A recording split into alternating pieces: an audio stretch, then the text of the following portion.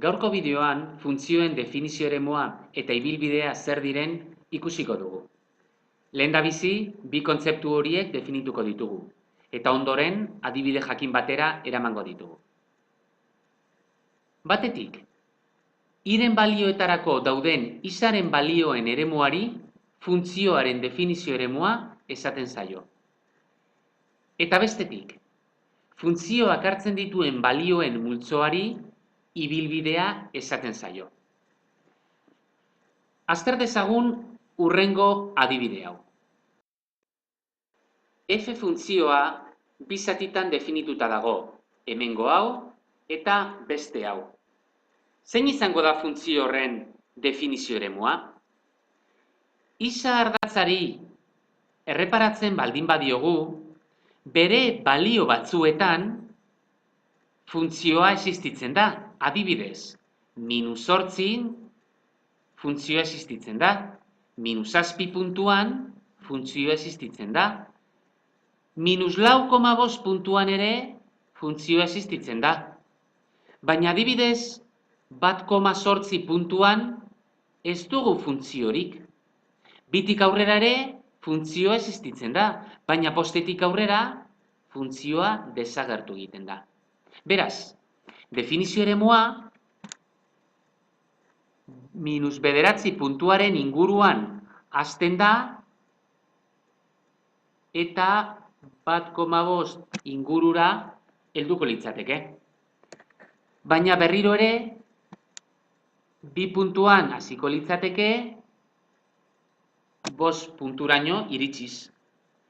Horiz marraztutako bi eremu horiek definizio eremua izango lirateke. Ibilbidea era berean definituko genuke. Hau da,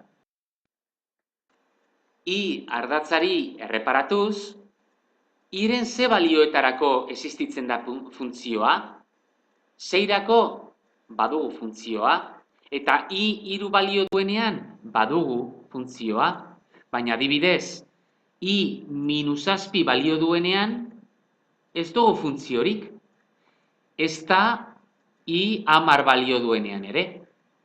Beraz, gure ibilbidea -6 puntuaren inguruan hasiko litzateke eta ia -8 punturaino helduko litzateke.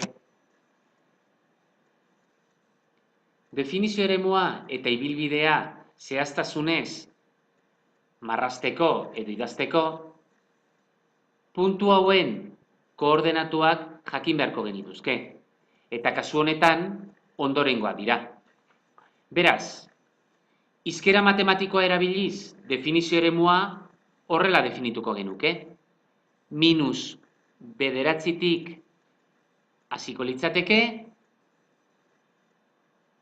1,5eraino. Eta ondoren, bigarren tartea, 2tik hasita 5eraino. Era berean, ibilbidea definituko genuke, baina kasu honetan eremua bakarra edo tartea bakarra izango litzateke. -6tik hasita 7,82 arte. Zergatik jarri ditut kasu guztietan parentesi karratuak parentesi arruntak jarri beharrean? -9 tartearen barnean dagoela suposatzen dugulako. Eta 1,5 ere tartearen barnean dagoela. Gauza bera gertatzen da 2 puntu honekin eta 5 horrekin. Ibilbidean ere, -6 puntua tartearen barnean dagoela suposatzen dugu. Orain, zuen kontura, ondorengo funtzioaren definizio eremua eta ibilbidea idaztea, hizkera matematikoa erabiliz.